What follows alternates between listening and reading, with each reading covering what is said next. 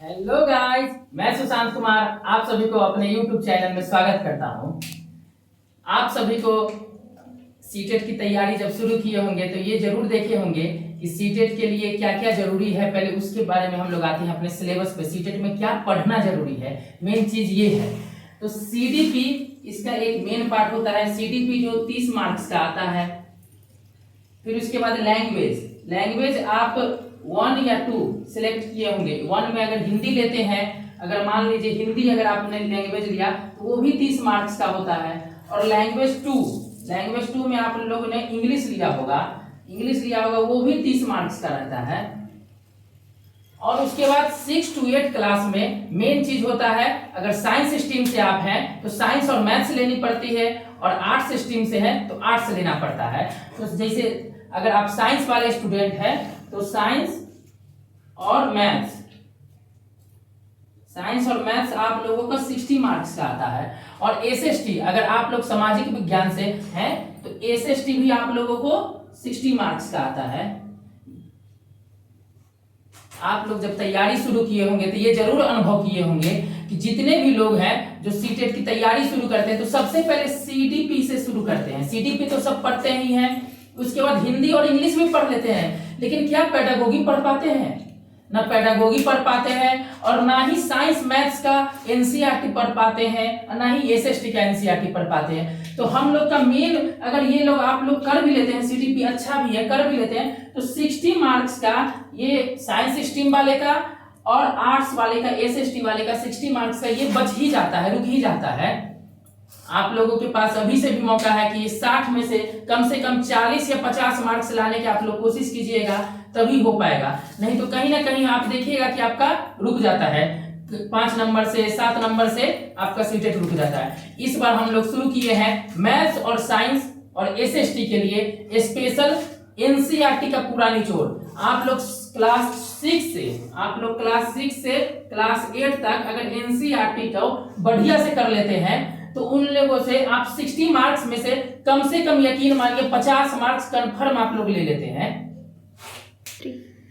हाँ तो सुनिए, देखिए 6 to 8 क्लास में हम लोग NCERT का निचोड़ करना शुरू करते हैं। पूरे चैप्टर का जो निचोड़ है, और जहां जहां से सीटेट ने सवाल पूछा है और प्रीवियस ईयर सवाल को देखते हुए हम लोग सीटेट के रेस्पेक्ट में बिल्कुल ये 60 मार्क्स का आप लोगों की तैयारी मैं गारंटी लेता हूं कि मेरे साथ जुड़े रहिए। हर आधा घंटा, एक दिन में 24 घंटे में से आधा घंटा निकालिए और मेरे साथ जुड़िए।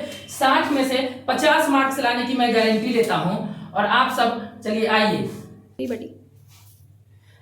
आइए हम लोग आज कक्षा 6 के साइंस से शुरुआत करते हैं, जिसका पहला चैप्टर ही है पोषण, यानी भोजन में पोषण। क्या क्या भोजन में पोषक तत्व है, क्या जरूरी है, क्या नहीं है, इसके बारे में पढ़ेंगे। और खासकर हम लोग सीटेट के रेस्पेक्ट में पढ़ रहे हैं कि सीटेट में इस चैप्टर से क्या क्या सवाल पूछते हैं। तो आइए हम लोग देते हैं पोषक तत्व क्या होता है।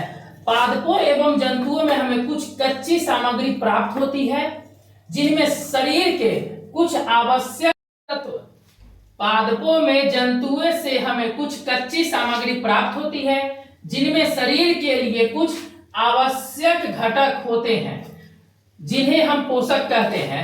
यानी आप लोग समझिए कि जो भी हम लोग कच्ची चीज खाते हैं, या पेड़ पौधा से साग खा लिए या मांस मछली खाएं, उन कच्ची सामग्री में कुछ ना कुछ पोषक तत्व हमारे शरीर के लिए आवश्यक होते हैं, उनमें छुपा होता है, उसी को हम लोग पोषक तत्व कहते हैं। आइए अब हम लोग देखते हैं भोजन में पोषक तत्व कितने प्रकार के होते हैं। मेन रूप से भोजन में पोषक तत्व 5 प्रकार के होते हैं। देखिए, विटामिन होता है, फैट यानी वसा होता है, कार्बोहाइड्रेट होती है, मिनरल्स होती है और प्रोटीन होती है।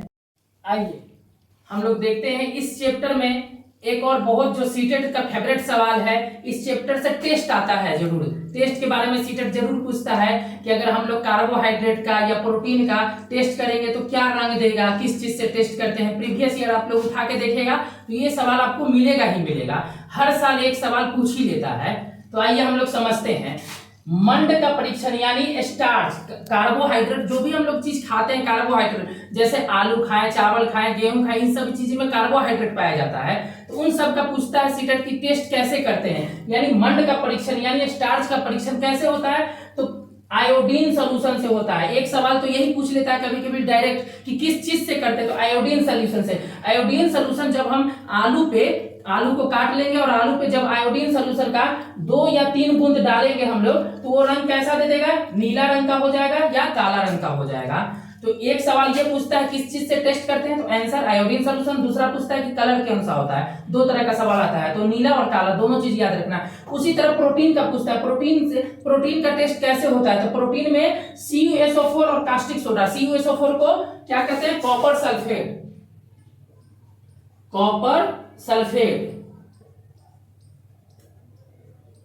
जब CuSO4 कॉपर सल्फेट की हम लोग कॉपर सल्फेट की 2 बूंद और कास्टिक सोडा की 10 बूंदे हम लोग डालते हैं, 10 बूंदे डालते हैं, तो वो रंग बैगनी का हो जाता है। बूंद तो आप लोगों से नहीं पूछता है, लेकिन ये जरूर पूछता है कि क्या करते हैं, तो कॉपर सल्फेट और कास्टिक सोडा दोनों डालते हैं तो बैगनी रंग का हो जाता है। और तीसरा सवाल पूछता है कि वसा का यानी फैट का किस प्रकार से हम लोग परीक्षण करते हैं, तो वसा का परीक्षण कुछ नहीं होता है। वसा किस में हो सकता है, घी में, तेल में, हर चीज में वसा होता है। तो उनको क्या करते हैं, या बादाम में, बादाम एक एग्जांपल ले लीजिए, गरी बादाम हम लोग खाते हैं, उसको पेपर में रख के कूटेंगे, तो जब कूटेंगे हम लोग कागज में डालकर कूटेंगे तो तेल लग जाएगा, उसमें तेल ऑयल लग जाएगा, तो यानी ऑयल लगा यानी वसा हो गया। यही चीज पूछता है सीटेट। वसा के बारे में तो नहीं पूछा है, लेकिन प्रोटीन और मंड के बारे में पूछा है। लोग अभी टेस्ट के बारे में देखें कि पोषक तत्व का टेस्ट कैसे करते हैं। उसी तरह हम लोग अब देखते हैं कि पोषक तत्व हमारे शरीर के लिए क्यों आवश्यक है। तो देखते हैं कार्बोहाइड्रेट क्या करता है, हमारे शरीर में ऊर्जा देने का काम करता है, एनर्जी देने का काम करता है। उसी तरह प्रोटीन क्या करता है, वृद्धि का काम करता है। जैसे हम लोग बड़े होते हैं, मसल्स गेन में काम करता है प्रोटीन। वसा क्या काम करता है, ये भी एनर्जी हम लोगों को देता है, लेकिन ध्यान देना यह है कि वसा ज्यादा एनर्जी तो देता है लेकिन क्विक एनर्जी नहीं देता है। सबसे जल्दी एनर्जी कौन सा देता है, कार्बोहाइड्रेट देता है। और विटामिन क्या काम करता है, रोगों से हमें रक्षा करता है, लड़ने में मदद करता है। और मिनरल भी रोग से रक्षा करता है। उसी तरह बहुत सारे मिनरल्स जो है, जैसे आयरन हो गए मिनरल्स, उसी तरह फास्फोरस है, आयोडीन है, बहुत सारे मिनरल्स है, वो हम लोगों को कैल्शियम मिनरल्स है, तो वो क्या काम करते हैं कि हड्डी और दांत के लिए बहुत ज्यादा जरूरी है। अब हम लोग देखते हैं कि फाइबर और जल, ये क्या है, फाइबर और वाटर पोषक तत्व तो नहीं है, पोषक तत्व हमारे पास 5 ही है, लेकिन ये हमारे बॉडी के लिए बहुत सारे इंपॉर्टेंट है, बहुत सारी जरूरत चीज है। फाइबर क्या करता है, यानी रुक्षांश क्या करता है कि जो हम लोग खाना खाते हैं, जो पचता नहीं है भोजन, जो अनपचे भोजन को हमारे बॉडी से बाहर निकालने के लिए रुक्षांश बहुत जरूरी है। और जल तो जानते ही हैं कि विटामिन को अपने में घुलाता है, ब्लड में सर्कुलेट होता है, बहुत सारी चीजें मतलब जल लेके जाता है, तो जल का इंपॉर्टेंस तो पता ही है। इसलिए हमारे बॉडी के लिए पोषक तत्व तो है नहीं, लेकिन बहुत जरूरी फाइबर और वाटर भी है। तो अब देखते हैं विटामिन की कमी से होने वाले रोग। जैसे विटामिन की कमी से बार बार होने वाले क्या रोग है, एक क्वेश्चन तो यहाँ से फिक्स है, इस चैप्टर से 2 सवाल आता है, तो एक क्वेश्चन इससे फिक्स है कि अमूमन आता ही आता है। जैसे विटामिन ए की अगर कमी हो गई तो रतौंधी हो जाता है, यानी कि देखने में कमजोरी और रात में नहीं दिखता है, बिल्कुल दिखना बंद हो जाता है। और विटामिन बी से बेरी नामक रोग होता है, और विटामिन सी से स्कर्वी रोग होता है, और विटामिन डी से सूखा रोग यानी रिकेट्स हो जाता है, और विटामिन ई से बाल कमजोर और त्वचा खराब हो जाता है, कट फट जाता है, त्वचा में झुर्रियां आ जाती है। और विटामिन के से रक्त का थक्का नहीं जमता है। जैसे हमारा अगर उंगली कहीं कट गया तो यहाँ रक्त का थक्का जमता ही नहीं है, कुछ देर बाद हम लोग देखते हैं कि अगर उंगली को दबा देते हैं तो अपने आप ब्लड क्लॉटिंग हो जाता है। लेकिन विटामिन के जिसमें कमी रहेगा वो जमेगा ही नहीं, जमेगा, बहुत देर तक खून बहते रह जाता है। अभी हम लोग विटामिन के कमी से होने वाले रोग के बारे में देखें, और अभी हम लोग उन्हीं विटामिन के रासायनिक नाम के बारे में देखते हैं।